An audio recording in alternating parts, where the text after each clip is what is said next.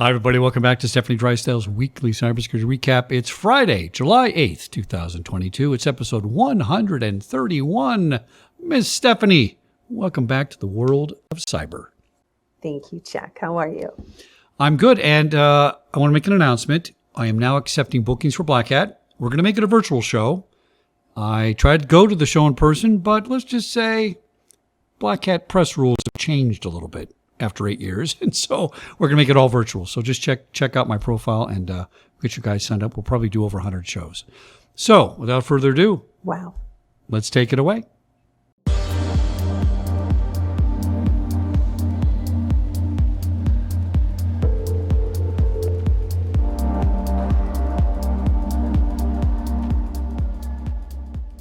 So last week I shared with you all a discussion I was fortunate enough to be a part of for ASIS's Women in Security on the ROI for women in security leadership.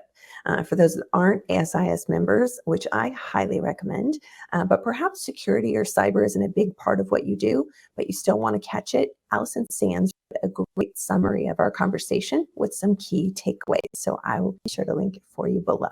And unfortunately, a new week means a new set of breaches, this week making the third for Marriott.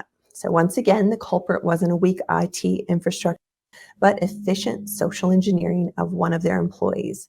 And this is why we keep stressing to you all about whether you're a doctor, a CEO, or a grandmother, cybersecurity is your business if you touch technology. So with a simple phone call and some convincing context, nearly 400 customers were affected.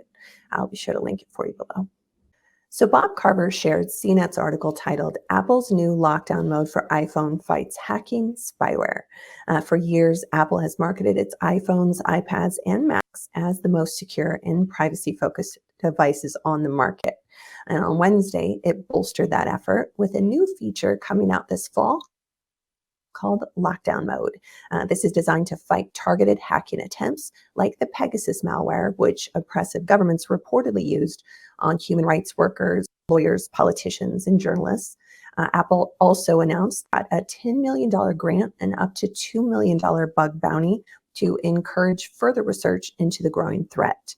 So though these attacks have historically happened to a small group of people, the threat does seem to be growing. Apple says it's identified similar attacks on people in 150 countries over the past 8 months. Other tech companies have also expanded their approach to security in recent years. Google has an initiative called Advanced Account Protection, designed for anyone who is at an elevated risk of targeted online attacks by adding extra layers of security to logins and downloads. So Microsoft has been increasingly working to dump passwords altogether. I'll share a link. And with the tragic event that unfolded on the 4th of July holiday near us here in Chicago, James Hamilton and James DeMeo shared some very helpful advice on creating an advanced plan for you and your family in the unfortunate event that you might find yourself in an emergency situation, either with an active threat or a natural disaster. So while this is never fun to think about, having a plan and giving your family a plan for how to react might be the difference between life and death. So I'll be sure to link it for you both below. TechTarget had Helen Patton's article on how to find your niche in cybersecurity. Lots of great advice here about thinking out of the box and perhaps taking a related but different role than you initially planned, which Helen calls the land and expand approach. It talks about the pros and cons for generalization versus specialization and advice for surrounding yourself with events and people that you can learn from and grow with. So really helpful stuff for those looking to either enter or expand in cybersecurity. I'll be sure to link it for you. And that is what I have for you all this week. I hope everyone is staying well and healthy and looking forward to Black Hat ahead and DEF CON and some other really fun conferences.